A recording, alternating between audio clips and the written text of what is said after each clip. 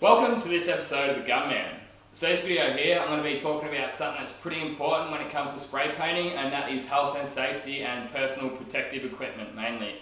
It's something that probably a lot of the more experienced tradesmen and stuff like that already know. However, I do know I've got a wide audience of people that watch my videos, from the DIY guys and stuff like that, people that might be doing paint work at home. So I'm mainly going to be focusing on respirators, protective gear, and also I'll give you guys a little bit of a rundown of my air filtration system as well. I thought I'd include that in this same video here. So before you paint any 2-pack paints, you must have a respirator.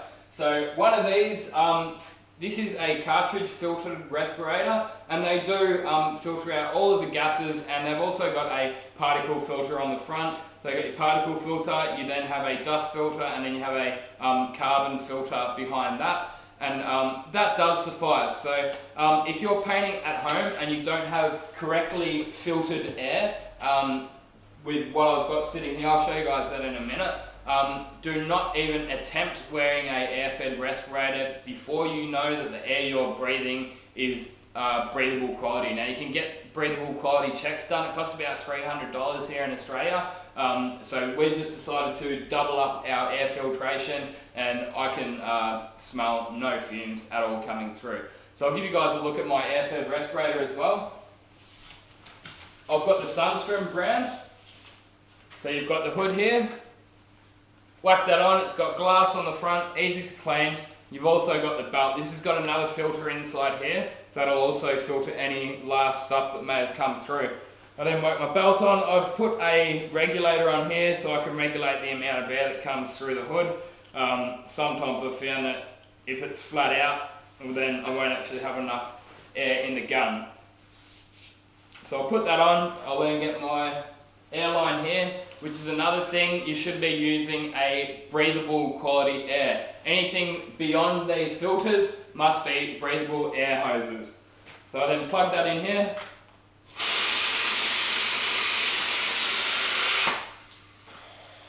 And I've got breathable air coming out of here.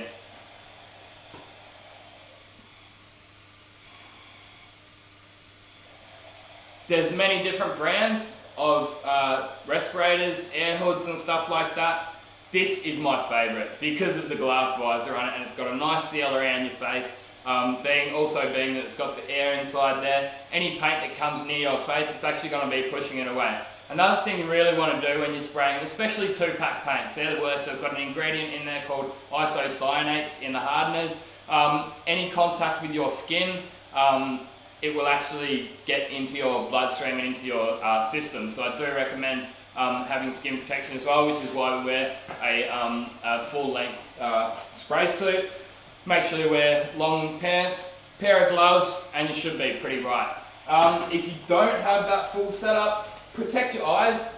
It isn't pretty, so maybe you could just say, wear one of these respirators here, and then get your eye protection as well. You know, it's not ideal, but it should get you there.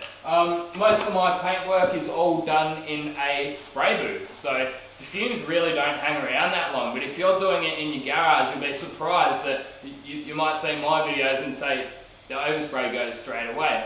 But in the garage, that overspray is going to hang around a long time. And to be honest, I really don't recommend doing any paint work in a domestic area. You've got your neighbours, you've got the environment to think about. So in this spray booth, we've got filters in the floor. We can then throw those filters away, get them disposed of correctly, and we're not doing any minimal impact on the environment anyway. So I'll give you guys a quick look at my air filtration system.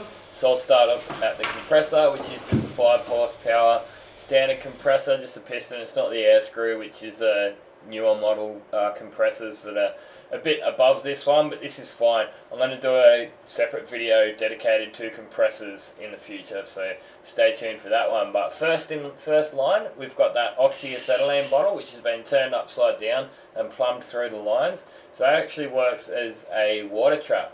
So before and after each shift, I always empty that bottle there. If it gets too humid, then I might actually do it a couple of times during the day.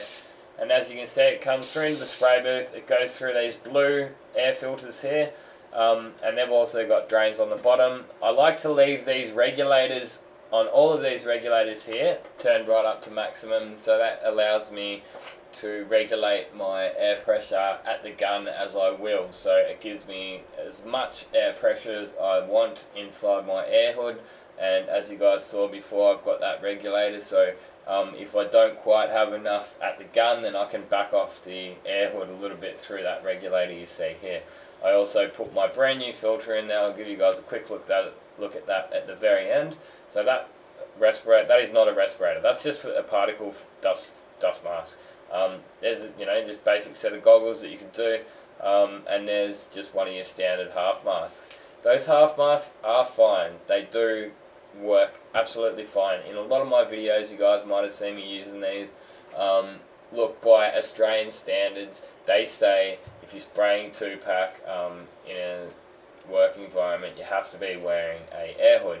But when I first got here, before I put that second set of filters in, the air quality wasn't breathable, and it would have been worse to have worn the air-fed respirator with all the oils and contaminants and gases that are coming through than to wear a half mask, which is just fine. With those half masks, they say to keep them in a sealed box to stop any gases getting into them. So just got to finish this video off just with a quick look at this new filter. Look, it's a expensive system. This one filter here just for the belt, that cost me just $150. And for those filters in the spray booth, you're looking at around $600 for a set of them. So it's expensive.